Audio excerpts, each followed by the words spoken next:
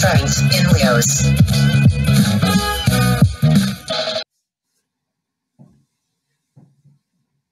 How's it going, everybody? It's Evan back with the Strength in Leos podcast. Hope everybody's doing well today.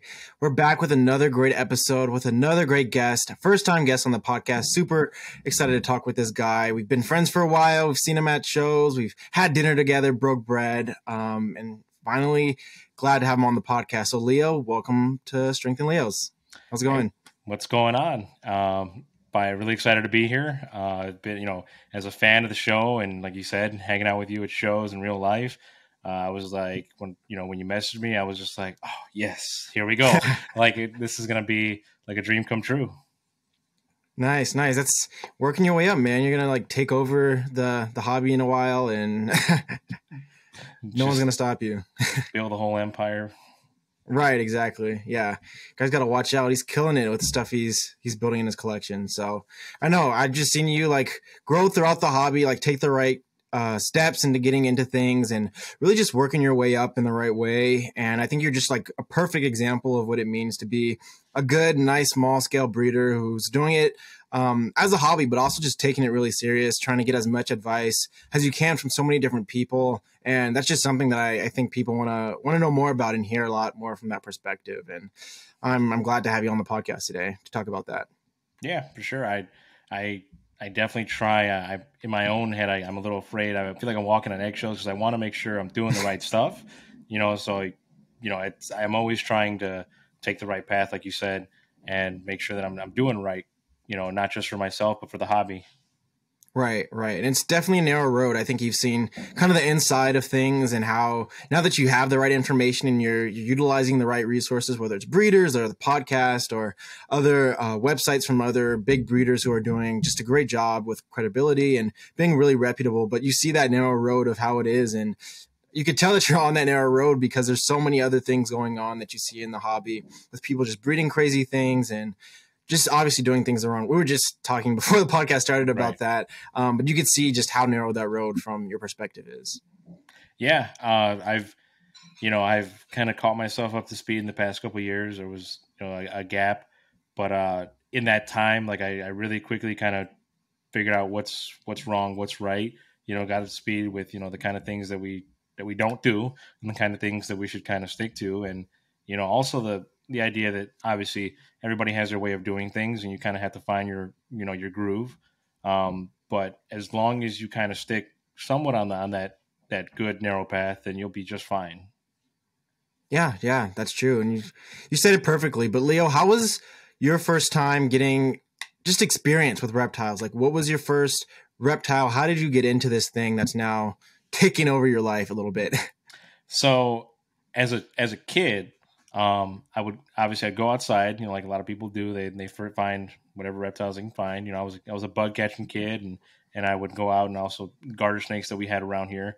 I'm right outside of the Chicagoland area, so things like garter snakes and and toads. And get the amphibians in there as well. And we would just pick them up as kids, and it made it super interesting to me. And then I remember it sounds bad now, but I remember we were at the flea market and I had gotten a red-eared slider turtle. And that was the first reptile I ever had. And I was just in love with it. To me, it was amazing to have something, that wasn't a dog or a cat or something like that. At the time, like I said, I was probably 6 and the care wasn't there because I was a kid and my parents didn't really know, but we had that turtle for a long time. It was definitely one of the family favorites. And from there, it branched off. From there, I went to a couple of nulls I had leading up to the first leopard gecko that I had later on, which that really, brought me in, and I was hooked. When I had the first leopard gecko, something about the way that it moved, something the way that it acted, the way that I could hold them. I was hooked on the hobby forever, and I knew that someday I wanted to do something with them that was more than just, having a leopard gecko in a 10-gallon tank, which I had at the time. Nice. And then from that point, when did you start getting your foot into breeding and noticing like there's morphs and there's like ways to combine different morphs and get into breeding? How did that all get started? So I remember as a kid seeing, you know, breeders on YouTube and seeing the rack systems, whether it was snakes or leopard geckos, and that blew my mind. I was just like, wow! I'm like, these guys are making these crazy morphs. I remember the first time I saw, so actually a leopard gecko that I still have right now. She's about 13 years old. She's a super hypo tangerine. And you know, I got her as a baby from my cousin. My cousin couldn't take care of her anymore, and she gave her to me. And as it grew up, I saw it change because you know it hatched with pattern, all of a sudden pattern's gone, and that was interesting to me. So I went online, looked up all kinds of leopard gecko morphs, and I remember at the time I had a sheet. It showed Blizzard, it showed Leucistic, which now is you know Murphy patternless, and Black Pearl, and an albino, and that like when I saw that variation, I was like, I want to do that. I want to get some variety in here. And there was a gap in my reptile keeping. I mean, I had a lot of stuff as a kid, and it wasn't until about 2020 where I decided I wanted to keep again. I had moved into my current place of living with my wife, and I said, you know what, I'm gonna get something. I'm gonna get a leopard gecko again. That's my favorite reptile, and just being in that you know that scene again, you know, getting on you know the forums on Facebook and stuff like that, I got kind of motivated again. And at first, I bought a gecko, and he was known genetics. It was a super hypo tangerine het rainwater, and from there, that sparked my interest with rainwater stuff, and I knew I wanted to pursue that. Now, then I bought a Max Snow that was pet store quality, and that was the beginning of learning what was wrong and what was right. Then that's when I you know found out about quality genetics and you know knowing having known genetics, and I started learning my ethics, and you know started getting on track to gathering all the information to where I'm at now, where I know what's right and what's wrong. Yeah, and I think one thing thinking about you, like, dude, you're like when you're into something, like you're in it, and like all the decisions you make and the way you go about things, like how you're like super young, you like have a family, have a daughter, doing well, all that stuff, and people would probably think you're like in your like mid 30s doing what you're Yeah. doing, and you're like killing it with just life stuff. Then you go into geckos and thinking about like how you did that and the decisions you made with just your life, how do you think those values transfer over to geckos in the way that you approach gecko breeding and how you want to approach just establishing your collection as a breeder? Well, just like in my personal life, you know, there's you know obviously you said I'm young, I'm 25, but you know my daughter's 4, and my wife being you know she's younger as well, as 23. I She's getting to be 23. She will be 23 in May, but we're young, and there was decisions along the way, right? When you're young and you have a family, you know, you all the decisions you have to make it count, and that happens with leopard geckos as well. Um, it's not just about pairing whatever. I'm going to throw this to the wall and see what sticks, especially in leopard geckos because we have to be so meticulous with what we're pairing together. I have decisions to make. I want to do this and I want to do that, but is that going to keep me on track to where I want to be? This is a female. She's only going to go once a year. I'm going to have to go this way first and just hold off for next year. And so a lot of the decision making for sure has translated over just so I can make sure that I'm, you know, getting done what needs to get done for what I want to produce, you know? Right. And for all the decisions you think you've made in terms of pairing and especially investing, because you've invested in some nice stuff, what do you think is like the scariest investment or something that you like did a lot of research into before investing into, or what are you like most excited for, but also a little bit nervous in terms of what you invested in that you have either seen byproducts of that thing, you're already getting babies, or something that's going to be 2, 3, 4, 5 years down the line that investment is going to start showing itself in your collection? Probably I would say, I probably would say, I guess scary investment, I guess would probably be something that like the just the monetary value is a little higher, and that might be like the Albie Snow stuff kind of comes to mind because they're a little higher dollar value, and that both, you know, at first I was like, this is a higher end morph, you know, but the Albie Snow accomplished, like I'm excited as well because it's accomplishing what I want to do. I've already got one baby that I produced this year from the Albie Snow. It's 50% Turkmenicus. And it's thriving. The little guy's thriving. He eats all his worms like that. And that makes me happy because for me, what I really wanted to accomplish with the Albie Snow was I want that to be my snow. I have a little bit of Max Snow in the collection, but I'm just not a fan of supers. I would rather just, you know, go and produce, you know, line breed a little bit and make, you know, the super snow will kind of start you over. You know, when some people are like saying blasphemy. I'm just kidding. yeah, right. And that, to me, it just kind of starts it over. You know, when you're working on a pattern, like there's certain patterns that I really want to see. I want to see some more bold. I want to see what happens. You know, what we can do with the albino stuff. And so that was a bigger investment. But I'm excited. I'm super excited. The excitement is already outweighed just by seeing the baby, you know, little Max Snow that I got is 10% male, and I'm just like, I'm watching the excitement build while, you know, kind of forgetting like, okay, there was an investment here, but I think we're going to be all right. That, and I think my first that I was a little afraid of was my first incubator that I bought. I bought a custom one. I wanted to make sure, like, I didn't really know how incubators worked. I guess I knew how they worked, but I wasn't sure. I was like, if I get this cheap one, is it going to be as good as this? So I spent, I don't know what it was, maybe like $300 on a custom one. And as your first incubator, right? Yeah, wow. and I was like, because I don't know. I was like, I want it to be right. I don't know how this exactly works now, and it's funny. That's my male incubator, so they're only in there for about 40 days. My female incubator is just I don't know, what is that? It's not a hovabator. It's a reptibator that I got for $20. Some of the styrofoam is missing, and that's my female incubator. So they're in there for about 70 days, and they're perfect. Wow. That was a learning experience, but I'm still glad I tried both. You know, that kind of paid off just for the experience. And I put some pretty interesting stuff in my male incubator, so I'm just glad that it works fine. I can trust it. Yeah, and I think one thing I've definitely seen for myself in my own collection, I think I've seen in you as well, and just other successful people, this just pattern around the hobby is like just really wanting to be.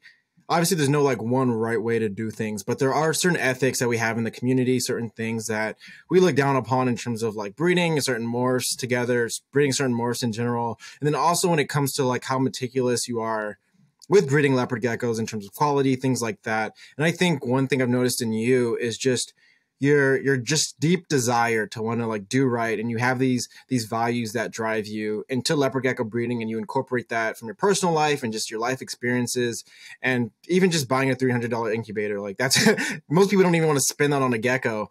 But in terms of like those values that drive you into your breeding practice, and you think that has helped you like as a relatively new breeder, what do you think some of those things are that get into your breeding and things that drive you as a new breeder? I think that so just like it kind of is the drive to want to do better. It's kind of like these are the rules. We have the hobby, and these are there are rules in place already, you know, of what we should do and what we shouldn't. And of course, like I said, there's kind of this is like a math problem, everything we do in this hobby, where there's multiple ways to get to the same answer, you know, as long as they're healthy. That's kind of what we're going for. We're going for the health of the animals, going for the quality, we're going for the ethics. And there's a couple different ways to get there. And for me, just the drive to be, I have this drive to just kind of do right by everybody, while also kind of, you know, sticking to my own groove as well. And that I think kind of transfers from everything else I do. I just kind of want to do right and not kind of step on anybody else or anything like that. But I think the hobby is better for it when we all kind of act like that. Yeah, and that's like amazing to hear that like just come out of your mouth, because like you said, it is kind of like a mouth problem where there are multiple ways to do something. And it's so cool that we have that too, because it brings a lot of diversity. I think we go to shows and we hang out with people We have kind of our crew, our Midwest crew that we hang out when we go to shows and things like that. And we just see how people do things differently in terms of how they pair, even seasons. Like you've been hatching out geckos already. My season hasn't even started. I don't even have geckos that are ovulating. So that approach that you're going to take with what you breed, how you're breeding things, it's all going to look different based on obviously the things that drive you, but then also just in terms of collection to collection, which I think is also pretty cool. Yeah. And that it's always nice, again, to see the variety and collections. Like you said, my stuff for some reason ovulates early. I start ovulating, my geckos start ovulating in December. So I mean, I've got stuff that's in the female incubator that came out early January. That won't, obviously won't be out till about March. But I'd like to see the variety, kind of see how everybody else's collection. You got some guys, their stuff doesn't ovulate kind of what we would say late in the year, September, something like that. And they start later. Some people go year round. That's interesting for me to see, just kind of see how they take it at different points in the year. And then also kind of every now and then, like you said, we have our cruise and we go to the show and just kind of see, oh, what are you doing right now? What are you doing right now? Oh, I'm doing this. And that coming together and sharing that information. And that's one of the things that kind of helped me get to where I'm at right now. I mean, this is we're in my third season right now. And to get to where I am here, it took going to the shows and exchanging information, asking questions, no matter how, newbie they were, just not being afraid to ask those questions. So again, like you said, so we can stay on that narrow positive path. And it's always good to talk to your fellow breeder, talk to your fellow hobbyist. The exchange of information, that's how we grow as a hobby. Yeah, and I think one thing you did really well is networking, like going up to people, asking them questions, wanting to know what they're working on, what projects that they like, and really just getting into people. I think that's such an underrated thing.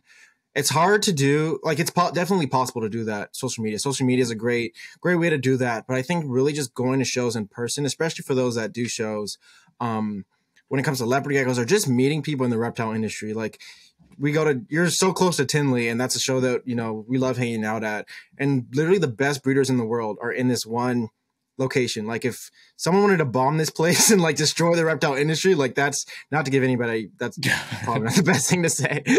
But like that's the place to do it. And I feel like you just made so many connections going to different tables, especially I know you're in the tarantula hobby and getting your feet wet with that too. And just meeting people, picking up animals directly at the show. It's just such a great way to network. It really is because, I mean, you can ask. So first, when I was first, getting back in, I think I found, I went on iTunes podcast app and I just looked up leopard geckos. I'm like, maybe there's something on there. And that's how, Strength and Leos popped up. Really? That's crazy. Yeah, I just typed it in and I saw it came up and I was like, okay, cool. There's a gecko on the front of it. I'm like, good to know the algorithm is working in my favor. Yeah. And I was like, that should probably start here. And then just being on the Facebook groups, that's when I had seen, I was like, okay, Strength and Leos, that's decked out geckos. And then I had heard, I would see every now and then the name Dab Exotics come around. Then I would see Orner Exotics around. I was like, that sounds familiar. Okay. And then I'm like, Impeccable Gecko. And then like kind of seeing, I think I had seen Miles posting some Albie stuff and maybe some other stuff that I thought was wild. And I was just like, man, that's cool. I'm like, man, it'd be cool, someday, maybe have a conversation with these guys. And at that time, I don't know that you guys are more or less a hop and a skip away. And like piece by piece, I see on Morph Market that Miles is from Illinois, about 2 hours away. And then later on, seeing the shows that you guys are posting, you're going to, I was like, wait a minute, it's like an hour and a half, 2 hours, 2.5 hours away. I'm like, let's go see what's going on, and that is a scary thing to do. I sometimes will act like I'm an extroverted person, but I'm actually introverted. I find it shy, when, you can ask my wife when she's like, yeah, just go ask them. And I'm like, I don't know, man. Like I'm shy. Like I don't want to go up there and ask, these questions. But Miles, I remember when I first met Miles, super inviting. I remember the question that got me was, oh, so who I am, who are you? And then, you were of course standing right next to me. I think that was that Fortress of Geckos day at Sewerfest where it was you, Miles, Dylan, and Gary, next to each other. I had already met Gary by that point. And he was also very welcome to me. And that right there is something that I try to emulate now that I vend and now that I've been to a couple shows, because if it wasn't for that warm greeting, one, I wouldn't have been as good as a breeder as I am today. Two, I wouldn't have had all the information I have. And three, I might not have had the ethics that I have in breeding. Like I might not have had those same ethics by asking those questions and kind of seeing where to step, because I was involved. And like you said, online, you can message somebody, kind of and try to get a conversation going with them. And it does work. It does work. But in person, I think you just get a more personal look, and you're able to connect a little more. And it doesn't have to be, the biggest breeder, just anybody local to you, just make a connection with them. And also for things like genetics, like you can ask, what are the genetics of this animal? Oh, it's this and this. Okay. And oh, it came from this and that. But then you're in person and you hear these stories. You're like, yeah, actually the grandfather was this and this and that. And he was like this. Oh, and you might see this and this and that. You get so much more information. So I encourage everybody to go out and just don't be afraid. Ask the questions. They've heard the questions, and they at one time were also asking the same questions you're asking today. And that kind of stuff right there is what propels I think not just the reptile hobby, but us in the leopard gecko hobby, where our stuff is a lot more, like I said, meticulous, and the history is so important, because there's a lot of gecko history out there, and it can be hard to find it all. Like there's lines that you might not know of. You might not know the significance of some lines, and that's how you find it, by talking to people who have been in it longer than you. No, that's so true, and you put it so well put. When it comes to that, one thing that you mentioned, that you're introverted, right? You're not the most talkative person. Me as well. It's crazy. I'm on this podcast, and it's easy because I feel like we're just hanging out, like having a call or whatever. But I'm not the most, going up to people, asking people questions, that kind of thing, especially at a reptile show. There's so much going on. Like, why is this person who's like trying to make money, doing all this stuff, like want to talk to me? What are some things that you did that helped you kind of like, I don't know, get over that?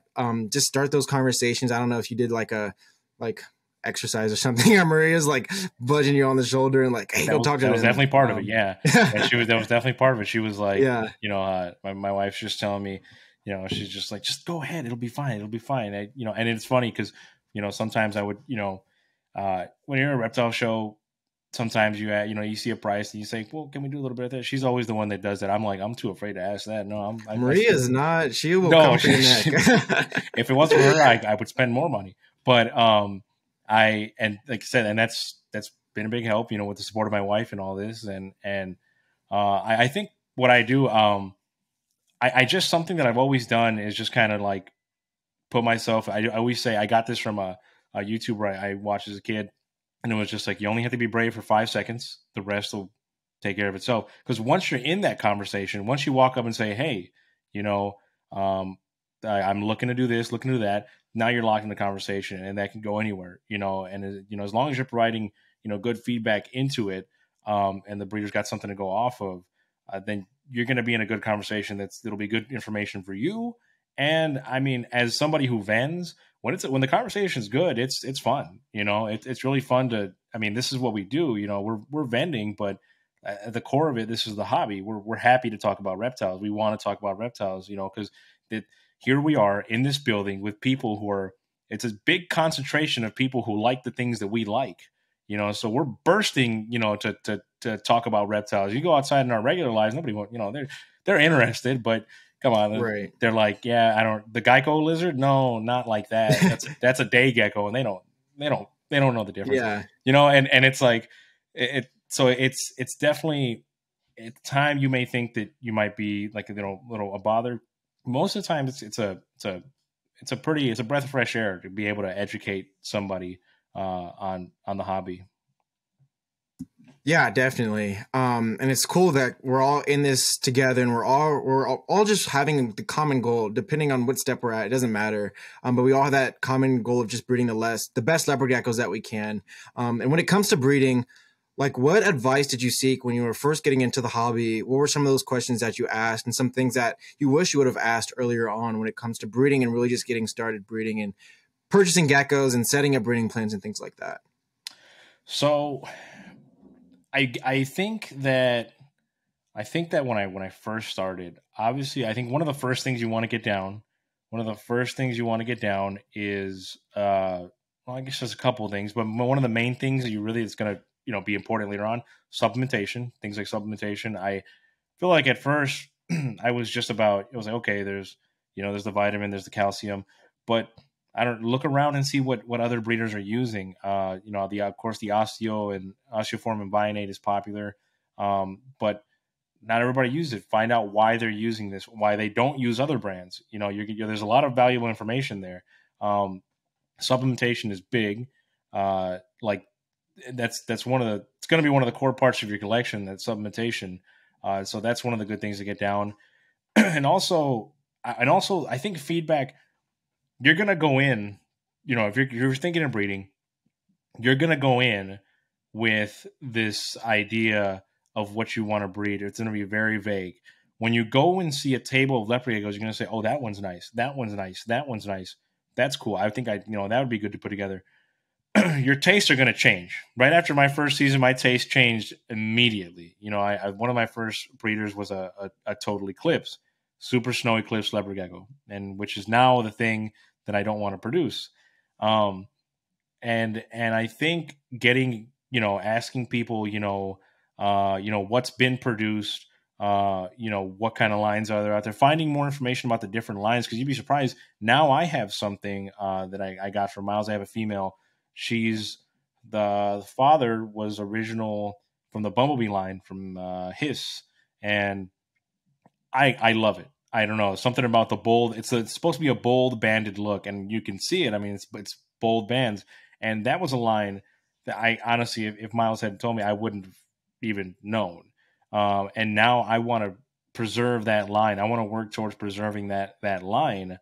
And so I think just kind of the most important information to look for at first is, like I said, obviously supplementation, just husbandry in general. And then also take a look out there, get a feel for what people are producing. You'd be surprised, the kind of things that you'll find that you want to produce as well, because that all comes back to not just breeding for breeding. If you want to just produce radars, bell eclipse, that's fine. But if you're going to breed, if you're going to get a pair of bells just because you have some rainwaters and tremper and you just want to have all three, you might be wasting space. You might as well, if you're not that happy with your bells, you might as well not breed just to breed. Produce what you like and don't overproduce. That's one of the biggest things that you find out by asking around, because you can, you might pair 7 geckos, but that's give or take 70 eggs. And I think just kind of finding your groove like that is some of the most important information to get down in the beginning. That's some information that a lot of people don't want to take in. Before we go on, I want to say thank you to our sponsors. Impeccable Gecko is a small to mid-sized family-operated hobbyist breeder operation. They specialize in leopard geckos with high-quality genetics. Their goal is to provide customers with the absolute best animals that they could produce, coupled with honest and transparent business methods. At Impeccable Gecko, integrity and animal welfare are above all else. Impeccable Gecko is a strong supporter of the Strength and Leos podcast, so follow them on social media and check out what they have available. John of Gecko Boa started early, like most of us, catching lizards and snakes in his backyard at any chance he got. Over the years, he has kept and bred more than 80 species of reptiles. In recent years, his focus has turned to specializing within the genus Eublepharus. He has worked hard to pioneer some of the most cutting-edge leopard geckos while maintaining genetic purity and honesty. He also keeps the most diverse collection of pure Eublepharus species in the world. He has coordinated with biologists around the world and has contributed DNA sampling and distribution range info to help sort out the cladistic relationships within the genus. Check out geckoboa.com for more info and available geckos. Suburban Geckos is operated by Chris Charlton. Chris's passion and enjoyment for herpetoculture, and more specifically leopard geckos, drove the desire to take his hobby to the next level. With experience in breeding and raising reptiles well over 20 years, Chris is dedicated to producing quality animals for both the hobbyist and breeder alike. Suburban Geckos treats each animal with the utmost care and respect, and cuts no corners when it comes to health and integrity of their geckos. What started off as just a couple aquariums has grown into quite the collection in just a few years, and they wouldn't have it any other way. The dedication to their animals is unparalleled and evident in the quality and health of their animals that they produce. Exemplary customer service is another area where they excel. They're readily available to answer any questions you may have regarding their animals, husbandry, and etc. For more info and to see their availability, check out suburbangeckos.com. Blizzy-Bold Leos, while new to the scene, is taking strides in following the footsteps of top-tier breeders and keepers in care and ethics while aspiring to bring fresh looks and crosses to explore latent potential. Prior to becoming a breeder, Greg of Blizzy-Bold Leos completed hours of extensive research on lines, ethics, morphs, and how certain traits interact with others in order to begin projects which are coming to fruition already in the second season of breeding. With a major focus on line breeding the correct way and customer service done right, Blizzy-Bold Leos aspires to be a breath of fresh air to the customers and keepers they encounter. Be sure to check out their Instagram, Blizzy-Bold Leos, and stay up to date on project development, availability, or just tips on having healthy animals in your care. Dab Exotics is a hobbyist breeding operation that was started in 2017. They specialize in producing healthy leopard geckos from top quality genetics. Dab Exotics is an awesome supporter of the Strength in Leos podcast, so follow them on social media and check out what they have available for sale. Shane Kelly is a blue-collar, working-class guy that has a reptile breeding business with his wife and kids. They are currently working with high-quality ball python morphs, western hognose snakes, and select leopard geckos with a focus on bold stripes, and they're looking forward to adding Albie Snow and Ghost this year. They have been listening to the podcast since the beginning and are proud to be a Season 4 sponsor. Go check out their social media, Instagram, Facebook, and YouTube, and also check out their morph market to see what they have available. Was there a point that you knew you wanted to get into breeding? Because I know you said you were keeping before and just had a few things and had it pet only kind of pet quality leopard geckos, but was there a moment or a shift in your brain where you're like, okay, want to get into this, I want to breed these, and I want to take this seriously? Yeah. In 2020, there was this. I guess I had felt like I was back in the mindset for it, and just having a gecko again. I was pretty, something about that just kind of reignited in me, because as a kid I wanted to be a reptile breeder, but at the time we're talking around 2011, that just wasn't, you tell people I want to be a reptile breeder on YouTube, you just threw a whole lot at them. They looked at me pretty funny, and so there wasn't that kind of support. Now, where it's so much easier to get in touch with other hobbyists than it was back then. As a kid, I there wasn't too many shows that I could go to. But now that you can get in touch with other hobbyists and get different information, get all the information you need. I was like, okay, this is what I want to do. There's things here that I want to see. There's geckos that I'm not seeing that I would like to see just for myself. And that's one of the most important things you don't want to lose in this. You want to produce what you want to see. Things like the Albie, it's a very sought after gecko, but for me, I just want to see, I like it. It's my favorite snow. That's what I want to produce. That's why I invested in it. And that's really why I'm pushing forward with it. So I think at that point when I had a vision, when I had put together the vision just by looking online at different collections and on all the forums, that's when I knew somewhere around summer of 2020, I'm like, let's break into this. Let's get started. That's crazy. And did you have an amount? Because I know people start off at some people just dive in and get 50 geckos and they're ready to breed. Some people start off small and then build their way up. In terms of numbers, how has your collection increased in terms of numbers, but then also in quality over the years? So I started, I think I bought when I got to the point where I was like, this is going to happen. I had the one super hypotangerine had rainwater, and then I can't remember if I bought, I think I had bought some males from Gary at Sewerfest. I had seen an ad for Sewerfest on Facebook, and I was like, let's go check it out. It's only, I think 2.5 hours away from me. I was like, let's go. And I went and bought 3 males from him. And I went actually in one day, I drove to Michigan, 8-hour drive, there and back, to buy some females from a guy out there. And I started with 6.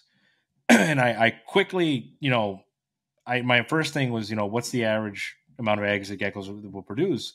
And I thought, I'm like, okay, well, these are 3 pairings here. We're looking at around 30 geckos. And my first season, I did produce, I did only do 3 pairings, just to kind of get the feel for it. You want to know, there's a lot you don't know about eggs until you're holding one, till you're incubating them, seeing how they act, seeing that, like, and at first I'm holding it like it's a piece of the finest glass in the world, but they're a little more resistant to that, and you kind of learn that stuff, in the beginning. But I always knew I didn't want to produce like a crazy amount.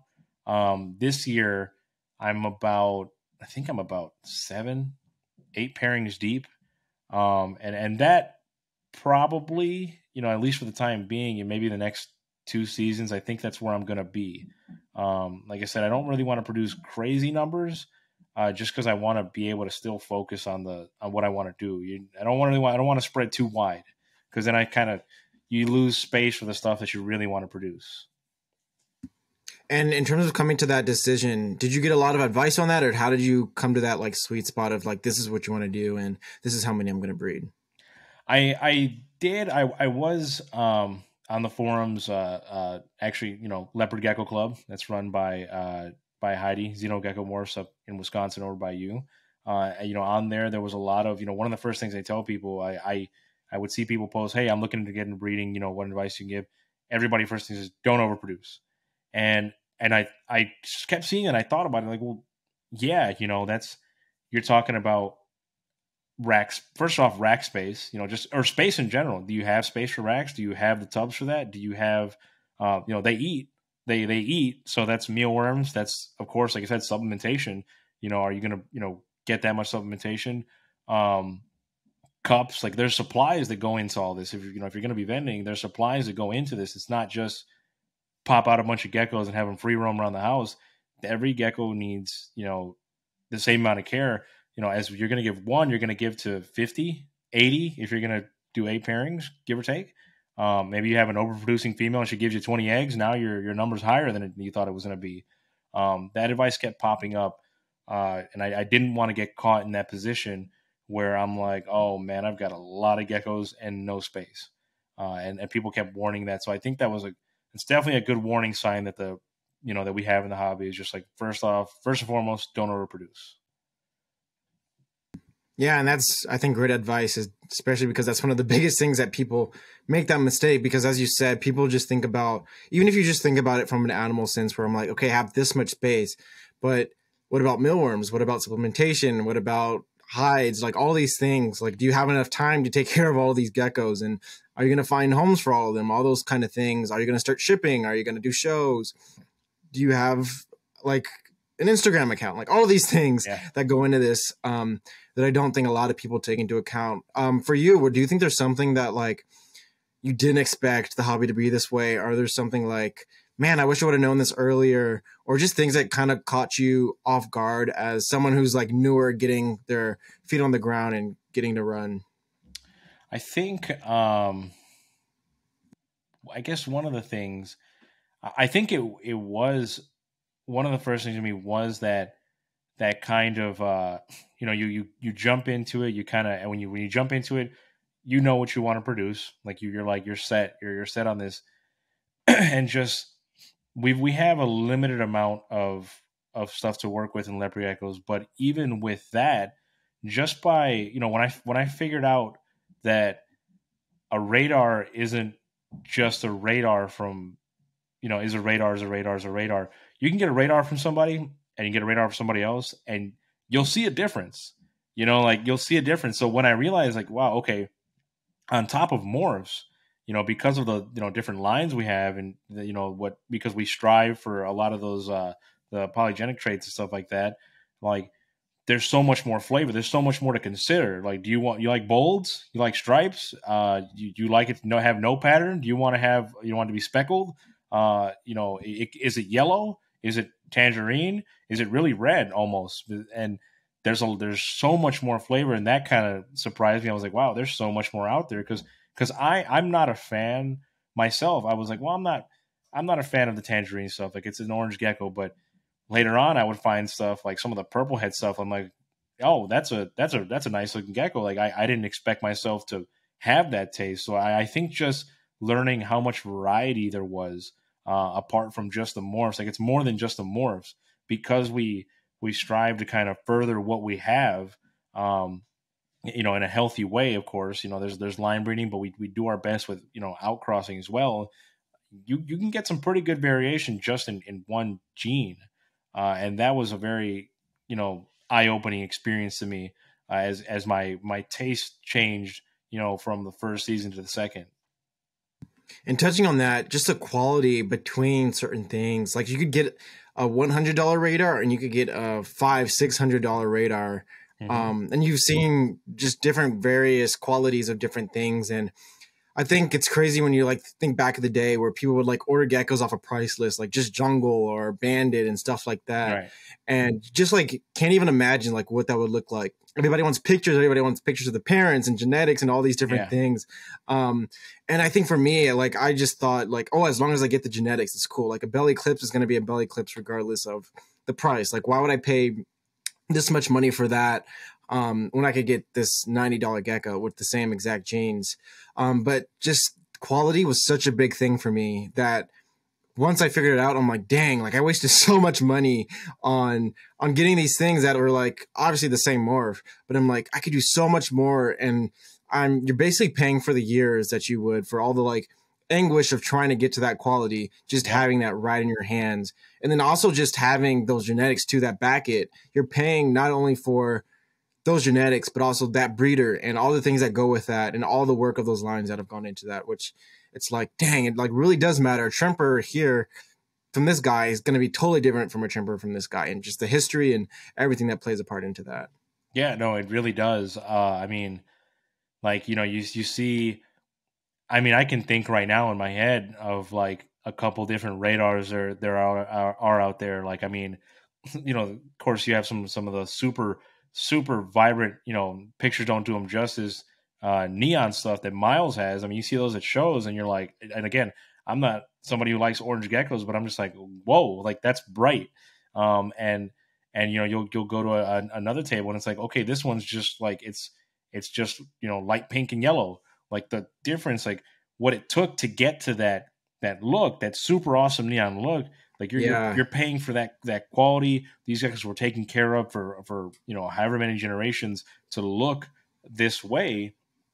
You want to start from the beginning, you can, but it's going to take you a while. You're going to have to do all that picking instead of picking up further along, and that's really where the different quality comes in. And that's the other looks are fine. If you want to start a little lower as well, that's totally okay as well. You definitely want to pace yourself, but don't be afraid to, even if it means that you have to hold off a little longer to make an investment in what you really want, Yeah, and even when it comes to phenotype, like I was just thinking, you could have like that crazy orange neon radar, but do you want like a radar with two full like red eyes? Do you want like eclipse eye radars? Do you want radars with pattern? Like there's so much variation, and not that even one is better than the other. Like you could get like just a crappy belly clips, but you could also have like a killer like striped jungle looking radar with pattern on it, and obviously eye variations. And there's just so much variation that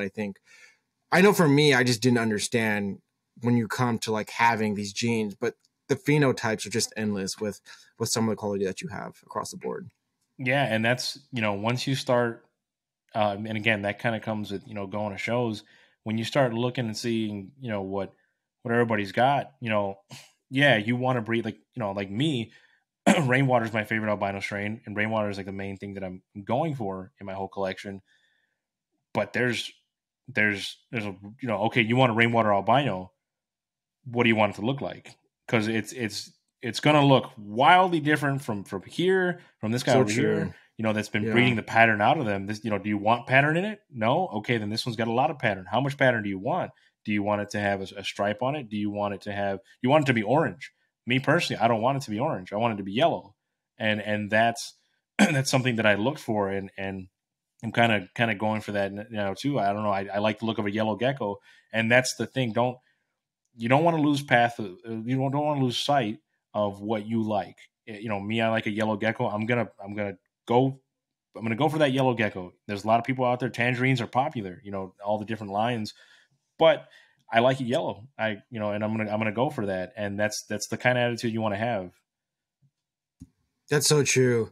When it comes to like that look, but then also money is a big part of it. Like you've made some pretty nice investments for like where you're at in your stage of breeding, but it's also propelled you in a lot of great ways, and also having connections with those breeders who you spend money with. So when it came to money, I know that's a big thing that a lot of people getting started, obviously, like getting started, unless you have like the financial means, like if you're spending thousands of dollars for geckos, it's not like you need to do that to get into the hobby, but you've spent quite a bit of money on that. How was that navigating, making investments, seeing those investments plan out? Were you scared to make those investments at first? How did you navigate that when you were first getting started? Definitely, it was definitely scared. It was definitely scared, and it's definitely kind of a scary thing to make the investment. Because at first, and again, it's almost I not only am I having to prove it to myself that I can do this and that this can work, and that that I'm not going to be stuck with 100 geckos, and counting. You have to prove it to the people, those close to you, and to my wife. Once we've invented kind of shows like, oh, this is real. People like this for real. And it's not just me. No, I promise you, it's not just me. That was a thing. And then also this is where the you're going to develop an eye.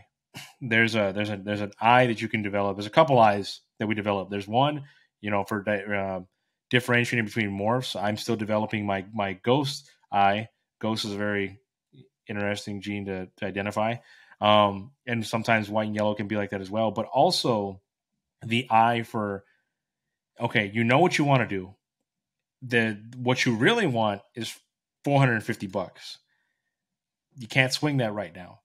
That's fine. That's 100%. In the meantime, take a look at what's on a table. What looks like it's going to get you there? Because again, you want a Tremper albino that's going to look a certain way. You have to scour table upon table, breeder upon breeder, and find something that remotely looks like what you're going to do. Because we can still build it.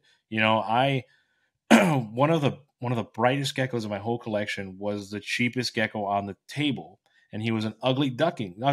He's a tangerine Tremper. I think he was the cheapest gecko that wasn't a pet gecko on the table.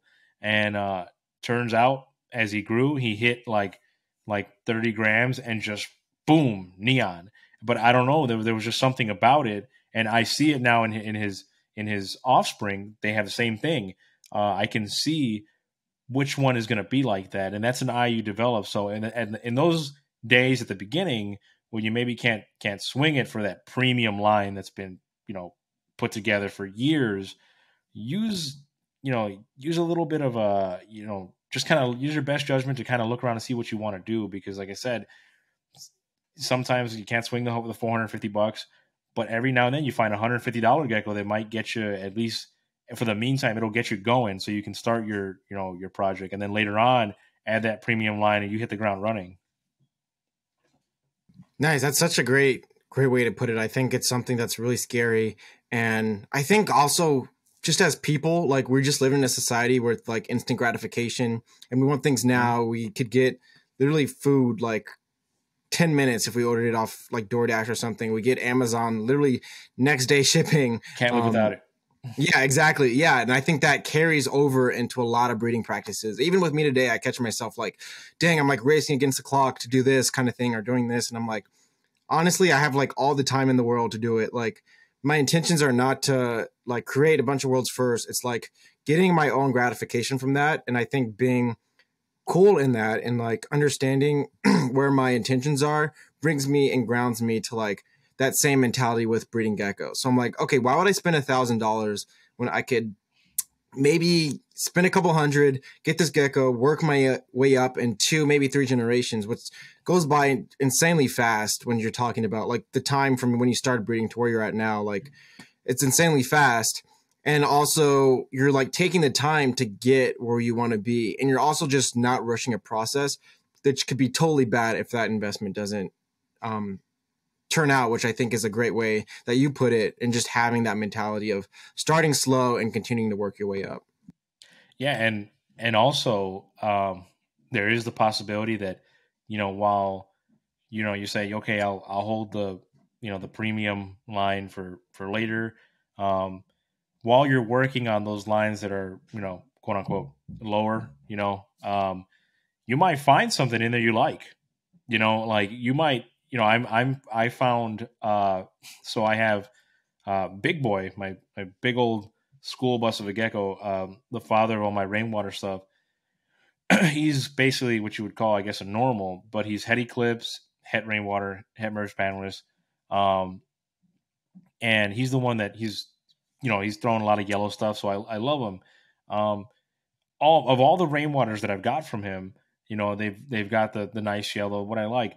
Then one of the last offspring from last season, I just noticed the other day, it's a 10% female she shed, and she's so vibrant.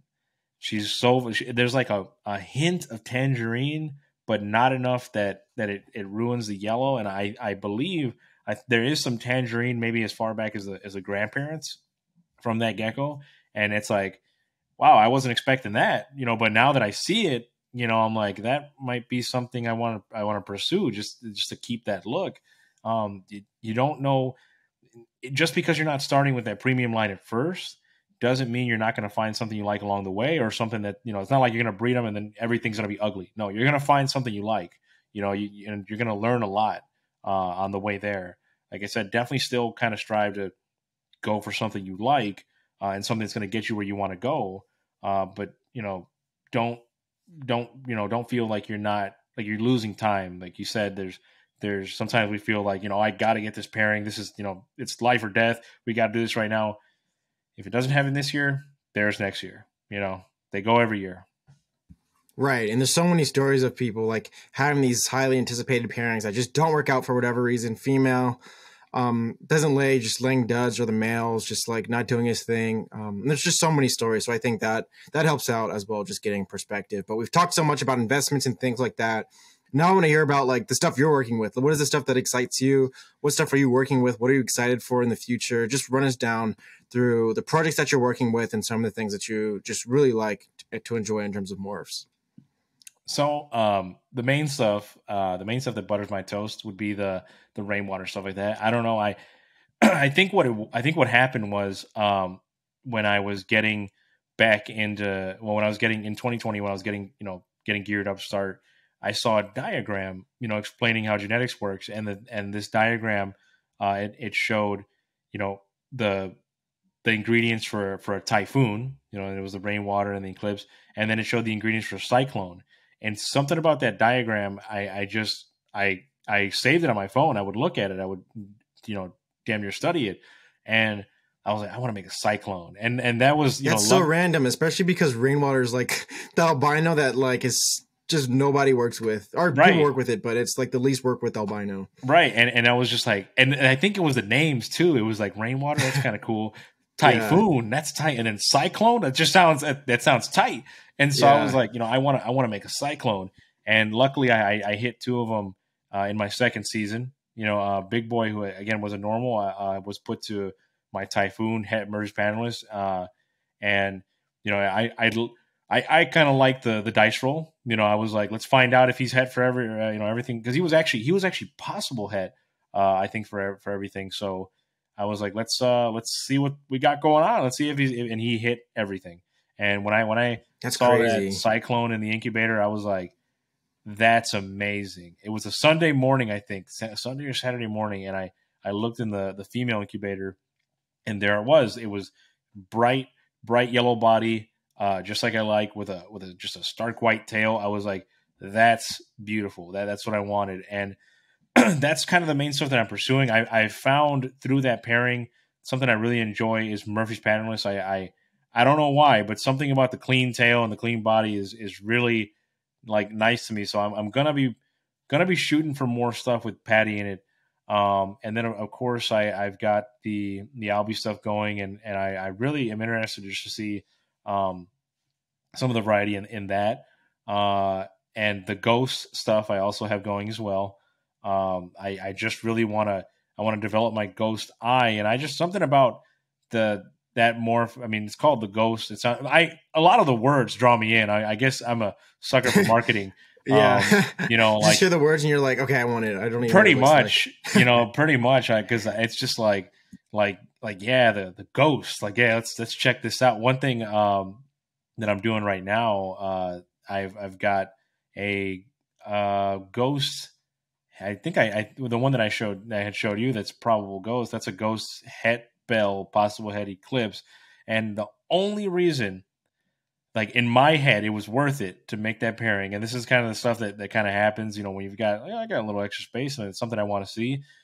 I think it's called like the EMT device that they use on ghost hunters. And the only reason I made this pairing is because I want to make a ghost radar and call it the EMT, just because the ghost radar. Like, I don't know, just that pun has been in my head since I started. He's planning it already. Like, got like since the beginning, magazine covers ready. Literally in my head, I pictured a skit where there's a ghost like in the dark, and you know, like I'm like, this is gonna be cool. We're gonna tuck this one away and make this happen. And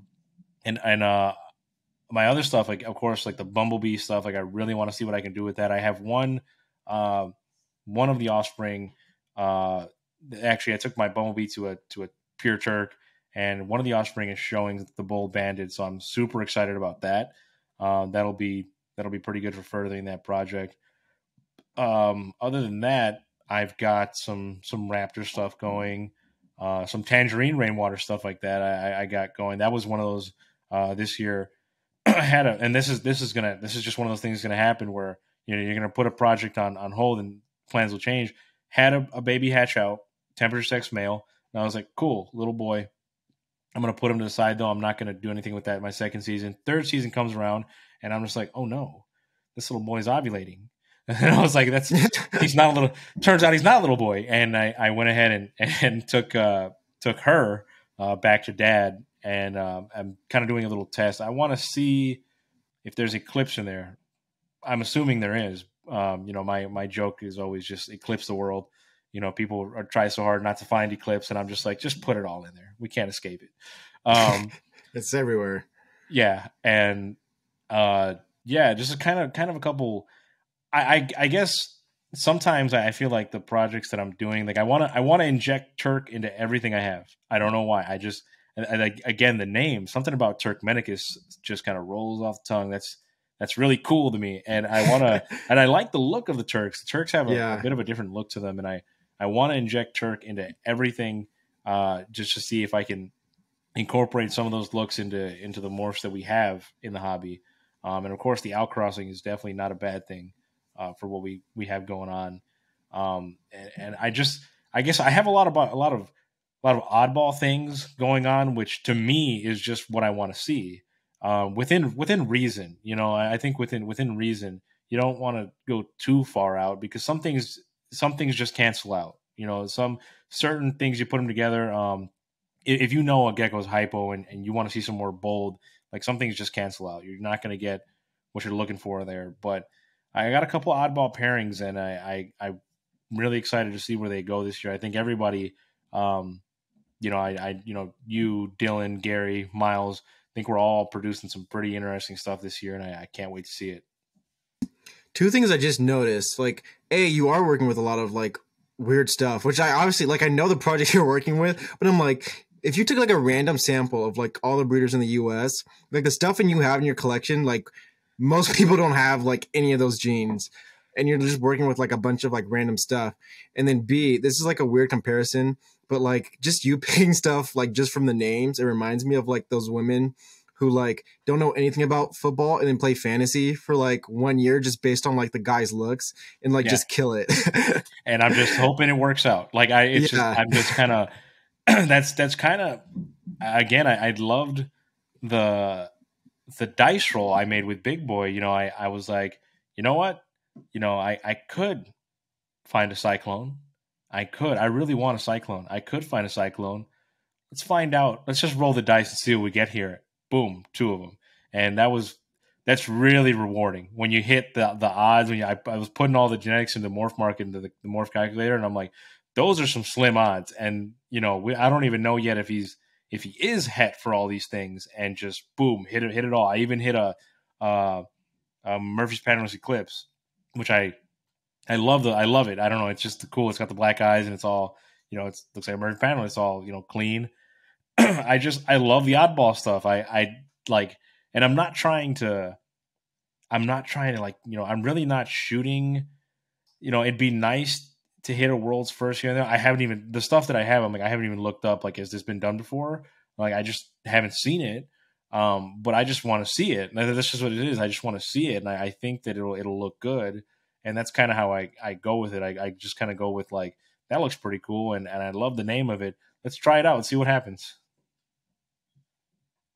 Yeah, and it's working out like great for you. Like all the stuff that you're working with, like killer stuff, like getting people just attracted to like some of these weird things. And I think also it's so cool when you get to introduce people to things. I'm pretty sure you've had those experiences at shows when people are just interested in like what you're working with and like, oh, what is that thing? Like I've never heard of that. Yeah. Like what is a ghost? What is a rainwater? I thought there was only Tremper albinos, like right. Those things. And it's just so cool to just talk about your passion and the things you're passionate about and get other people kind of just on that same wave. Like there's also this total, like, it's not just about Trempers. It's not just about raptors. It's not just about red diamonds and black knights, but there's this totally different thing that's going on over here that people are just missing out on, which is so cool to talk to people about. Yeah. It's one of those things where rainwater, it wasn't worked with a lot, not as much as, you'll see, some of the more common stuff like a white and yellow bell. We know that white and yellow and bell, they go together very well. And Tremper, that you see a lot of nice raptors out there, but when I see a cyclone available, I'm just like, oh, look at that. I take a look. I'm like, let's take a look at it, because you just don't see it a lot. And I'm top of pushing. I definitely try to educate people at shows. I'm like, hey, the rainwater, this is the third one. It's got a different look to it. I mean, obviously, albinos, they look very similar. I couldn't pick them out of a lineup that I didn't know. But once you know it's a rainwater, just from the genetics, it's kind of like, yeah, there's a bit of a different thing going on there. I love it. I don't know. I love the way they look. And I tell people, I'm like, look, if you're looking for something to work with that's kind of out of the box, this is it right here. And the good part is that Big Boy, the father of my rainwater stuff, he's huge, and his babies, they hatch out big too. I should probably, next time I get something from him, I'm gonna want to weigh them when they come out. They're big, and also they're instant eaters. They're ready to go, like right from the beginning. They take really quickly, which I like. So he makes a lot of nice healthy stuff. And yeah, like I said, I'm just gonna keep moving along with my oddball stuff and just kind of see if I can, maybe that'll be how I make my mark on the hobby or something. And if not, just for me, that's satisfying enough, just so that I know that I saw it. Right. That's awesome. And I think that's where you get so much satisfaction, when you're like just doing it for yourself and you just really you just have this drive to like see this project work out, like Ghost Radar. Like that'd be so dope, like doing that and just seeing these things. And I think that's where you get so much just satisfaction. And I think that's really just an easy way where you could get dissatisfied with a hobby, where you're doing things for other people or like just doing what's popular and you're trying to catch trends. But like no matter what, like even if you, like for me, I'm like, if I don't sell any of these geckos, like this is just so dope to me. Like all these things I get to produce, all these like things that like haven't been seen before or done before. It's like so cool that I get to continue to do this and just have such an interesting take and really have, for me, it's just like having the idea stage, like going into calculators and looking on Facebook for different things and doing all the genetic combinations and Punnett squares and things like that, and having that idea and then seeing it from like, okay, here's the geckos, here's me breeding, here are the eggs, incubation, and then babies, and then you get to see that process. And that's just so cool to me to continue to do that. Yeah, it's really, that's one of those, when you're, when you make a pair and you're really excited for it, and then you're just like constantly put into the calculator and you're just like, the odds of this are slim, but man, look at all the different things that come from this. Like, this is what I'm going to be seeing. This is really interesting. And then when you produce your first, I have a gecko I call number one. He's a rainwater, head eclipse, possible head merge panelist, the son of Big Boy. He's got his size, but he's a lot spicier than Big Boy. He's not a nice kid at all. but he was my first that I ever produced. And when I first produced him, I was like, I made this. I didn't buy this. I made this. Like this came from here. And there's something about that, like, you know, you gain an attachment no matter how many geckos are in the rack. Like, you know, each one of them has their little quirks, has the way they act. You remember them. Oh, that's number 22. He's a funny little character. And then even when you know somebody buys a gecko from us, I see customers, you know, give me an update, show me like, hey, this is them now, and they're in a nice enclosure, and that's the other part. That's on the other end of satisfaction, where it's like, oh, thank God. Like, 'cause sometimes, you know, you don't know where they're going, but when you see them and you get an update like that, those updates really mean a world, because it's you're seeing something that you created, thriving, and that's a big part of the satisfaction in doing this. Yeah, that's so dope. I think just getting to see everything full circle, especially when you just put so much like blood, sweat, tears, time, money, all of these things into this hobby. And I've seen you basically just grow from very beginning and really seeing you develop. And with that said, what are some things that you want to continue to do to just work on your business, your reputation, the things that you're breeding? What are some steps that you're taking for your hobby and your business to just continue to grow and wanting to do better for yourself? I think I just want to kind of go ahead and continue, never stop learning more and more, because the more the more knowledgeable that I am, the more that I can pass on the knowledge to other people, the more prepared I am to pass on the knowledge to other people. And, you know, I'm like, I started doing, you know, my first season when I started, you know, getting into breeding around 2020. And so now I feel like I'm getting to the point, because I'm very particular. So I'm not usually responding on the forums, just because, you know, I want to make sure that when I do respond, I'm providing the best answer that I can. I'm kind of getting to that point now where I feel like I kind of can a little more. And that's kind of one of the places that I wanted to be, is just to be able to pass on that knowledge the way that it was passed on to me.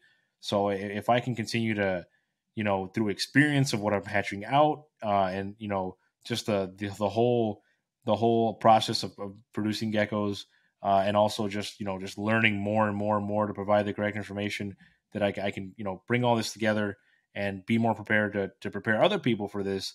That's kind of what I'm trying to do, as far as also, you know, getting our name out there, so I can have a broader reach.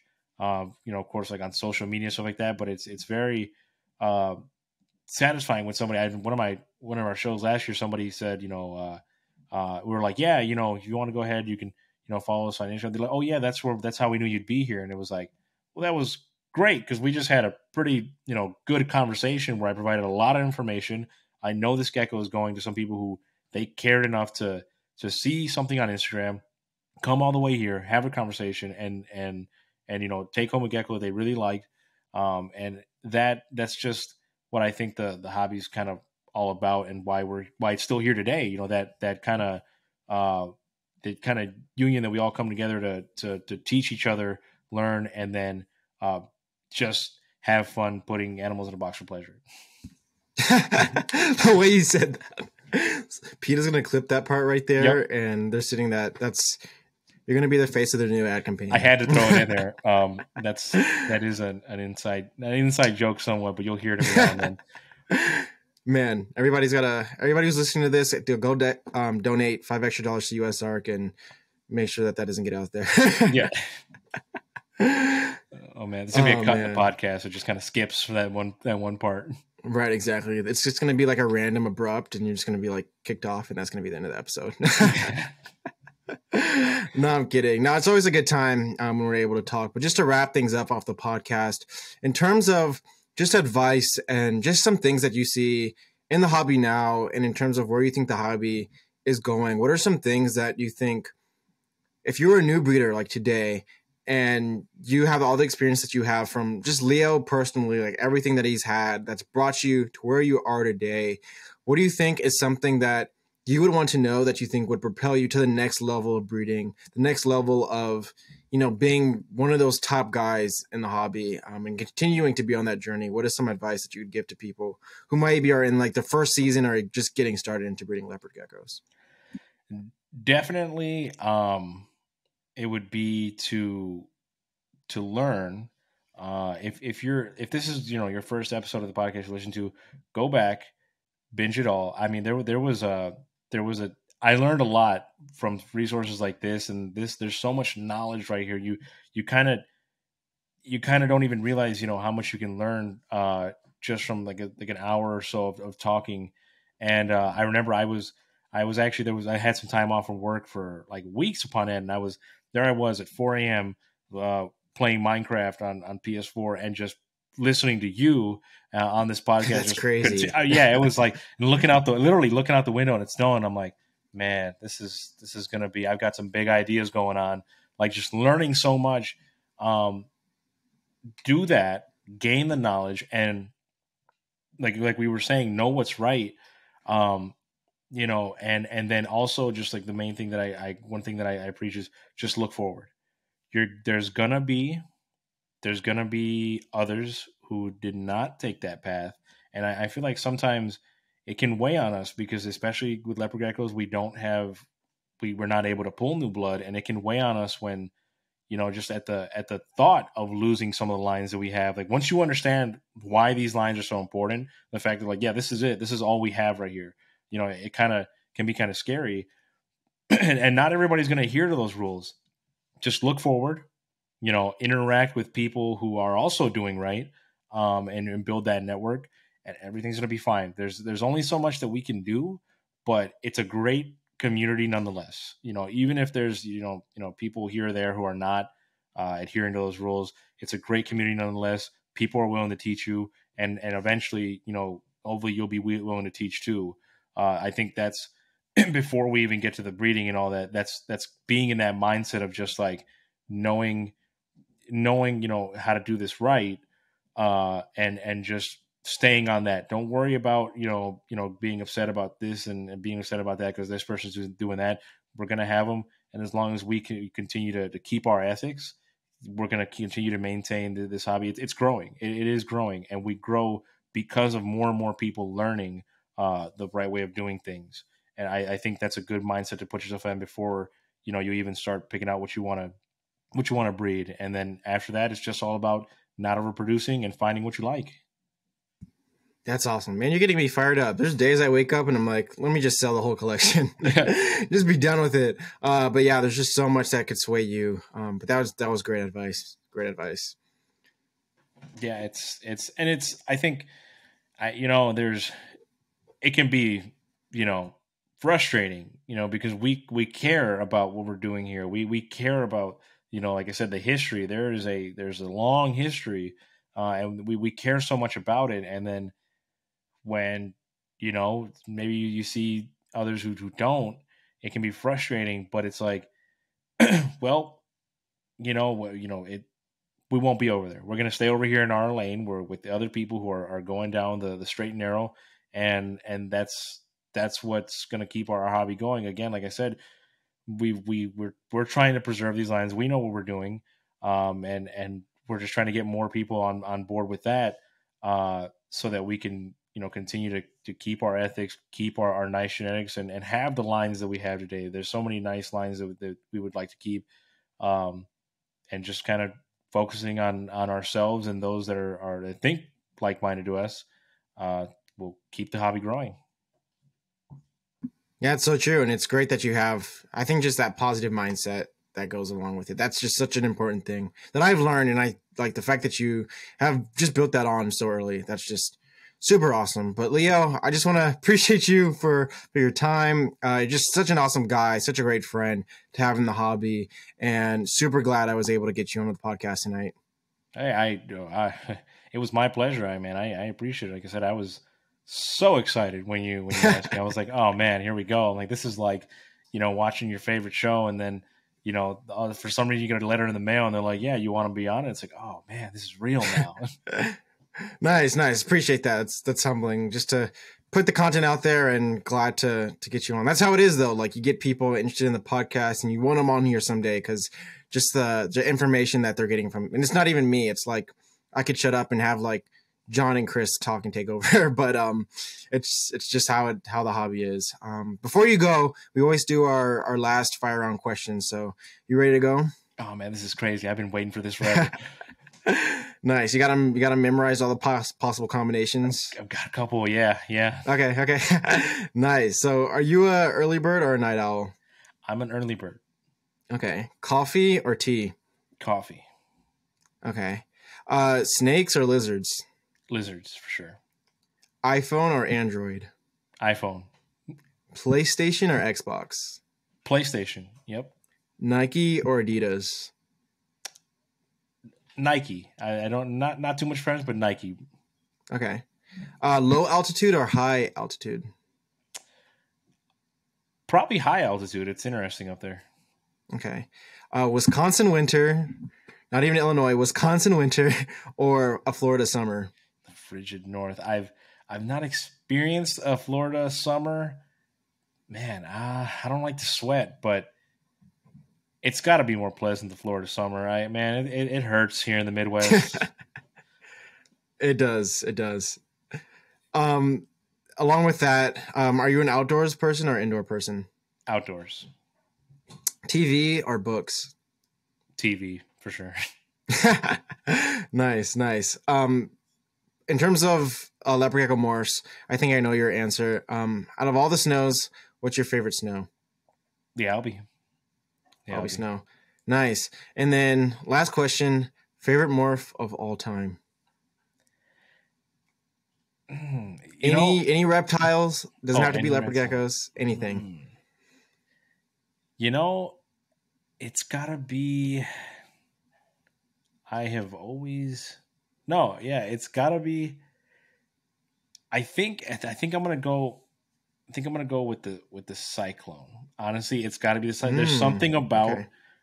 There's something unreal about that to me because when I was a kid, there was still a lot more, normals that like the normals today don't look like they used to me, and it's so different and so clean that it's really satisfying to me. Like it's almost a bit of symmetry, like the way the yellow just kind of stops, the tail's white. It's perfect. Nice. Now I'm actually going to throw a curveball. I'm going to ask you one more question. Mm-hmm. Favorite podcast episode of Strength in Leos? You can only pick one to listen to for the rest of your life. Which episode are you picking? Oh man, it's probably I've got because there's a couple that I've gone back and I re-listened to. It's either I don't remember. It's one that you did. Man, I don't know the number, but it's one that you did with Miles.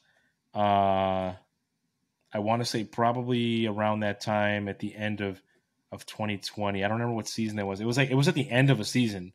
Okay. Or I honestly don't even remember. It was that or the first time you had Garrett on from Reach Out Reptiles. That episode really resonated with me. But I think I'm gonna go with the Miles one because that was like that one's kind of sentimental because that was like the first one where I was like I think that's the first one I listened to actually. Okay. That could have been the first one I listened to, even though the Garrett one was very very eye opening. That's a really interesting episode. If anybody's out there and they we gotta get him on the podcast soon. Yeah, that's get him back on. He's got some really the way he looks at things is really really interesting. He's a cool guy. Yeah, he's just crazy. Nice. Well, Leo, thanks again for coming onto the podcast. For anybody who wants to learn more about your business, what you're doing, how could they get your contact information, get in touch with you, but also look at some of the stuff you have? So we're 130 Exotics on Instagram, YouTube, TikTok. My wife runs the TikTok and Facebook, and any emails as well to 130exotics@gmail.com. And any questions, I'd be happy to answer. Of course, if you're in the Chicagoland area and you come to any of those shows, let us know, and we'll let you know if we're there. Happy to talk to anybody. Nice. Well, again, appreciate you so much. See you soon. Next month. Yeah. Next month, yeah. Month away. And we'll talk shop. So yeah, for sure. Nice. Have a good one. Yeah, you too. And that's going to wrap us up for this episode of the podcast. I really appreciate Leo for coming onto the podcast and really sharing his awesome perspectives that he has on the hobby. As you guys know, at the end of each and every episode, I do my one big thing. And for this episode, I really just want to look into the perspective that Leo has in terms of humility, of really just being wide-eyed and having that perspective of wanting to learn and soak up as much information as possible. I think sometimes the more we breed and the longer we breed, we could really just have this big sense of pride in terms of knowing all the information, knowing everything, knowing the rights and wrongs, the ins and outs of this hobby. But I think just having that lens of humility and having a lens of a first-time breeder is so awesome, because you get those experiences and get to relive those experiences of why you're in the hobby in the first place. Really just that first time that you go and you're getting eggs for the first time you hatch that baby, and having that true excitement, which is something that I think gets lost all the time in the hobby. And it's so awesome to just have Leo here to just kind of even remind me to see what it's like to have just such a wide-eye look of the hobby, and just having so much humility to continue to learn, just get so much more information as you continue to grow on. So that's going to be my one big thing for this episode of the podcast. I want to thank everyone for joining us for yet another episode of Strength in Leos. Don't forget to share with a friend, rate our podcast, and subscribe. Follow us on Instagram and Facebook at Strength in Leos.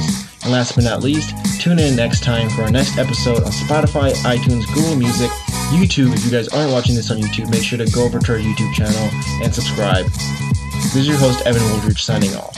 Continue to grow in knowledge and share the strength in Leos.